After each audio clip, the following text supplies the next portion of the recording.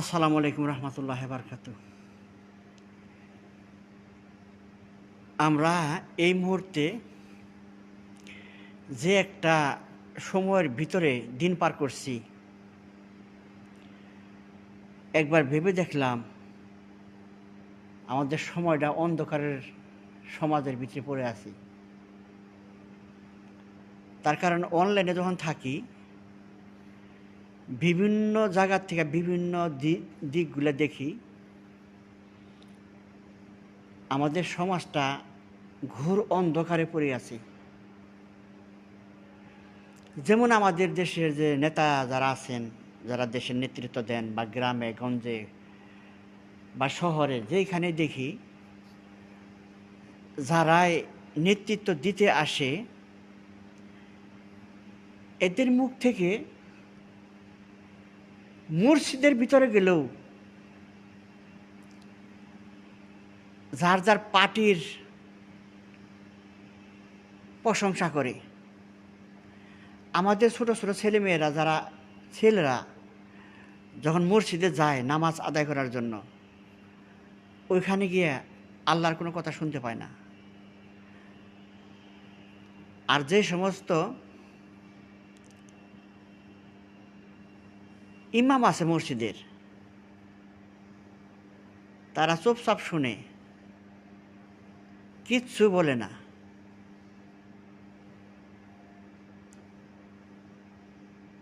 কেন বলে না সেটাও বুঝি।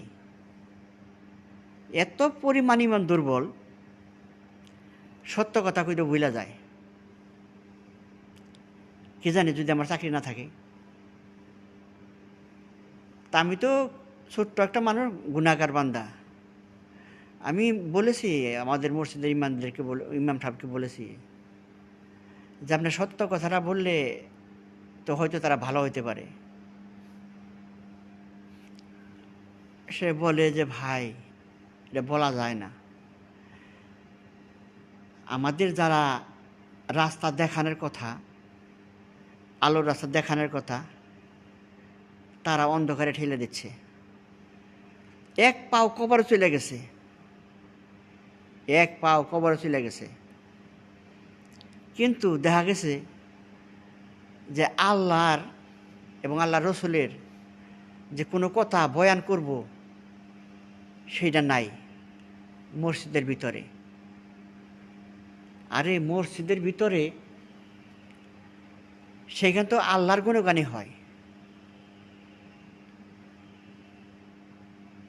যারা আল্লাহর গুণগানের ভিতর আল্লাহর গুণগানকে দূরে রেখে রাজনীতির ব্যাপারে আলাপ করে, সম্পত্তির ব্যাপারে আলাপ করে, আমি মনে করি এরা বোকা, এরা অন্ধকারের জগতে আছে। এদের কাছ থেকে ভালো কোনো কিছু আশা করা যায় না। যে আমরা নিরহ মানুষ মসজিদে যাই কিছু পাপ মোচন করার লেগে। আমি দেখেছি এরা পাপ তো মোচন করবো দূরের কথা, এরা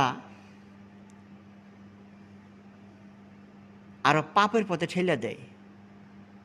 তার নেতাই ওই করছে, তার নেতাই ওই করছে, তার নেতাই ওই করছে, তার নেতা এইটা অমুকে মানে ছিঁড়া দিছে, মানে হেগলে বলতে গেলে। আর মসজিদের যে সভাপতি, হেগলার তো ইসলাম সম্বন্ধে আইডিয়া একদমই নেই। তাদের সামনে হুজুর কোনো কিছু বলতেও পারে না। আর যে সমস্ত হুজুর আহে, এগুলা ওদের দলেরই দল, মানে এরা আল্লাহর কথা কইতে তারা ভয় পায়, আল্লাহর কথা কইতে ভয় পায়, রসুলের আইনের কথা কইতে ভয় পায়। তাই বলি, আমরা যারা ছোট ছোট যারা আছি, যারা ভাবি যে এই দুনিয়া ছেড়ে যাইতে হবে, তারা যেন ইমানদার খুঁজি, ইমানদারের কাছ থেকে যেন কামাই করতে পারি। তার কারণ অন্ধকার জগৎরা একদমই খারাপ। অন্ধকার জগতের ভিতরে ধর্মের কোনো কথা চলে না, ধর্মের কথা চলে না। এটা তো অন্ধকারই।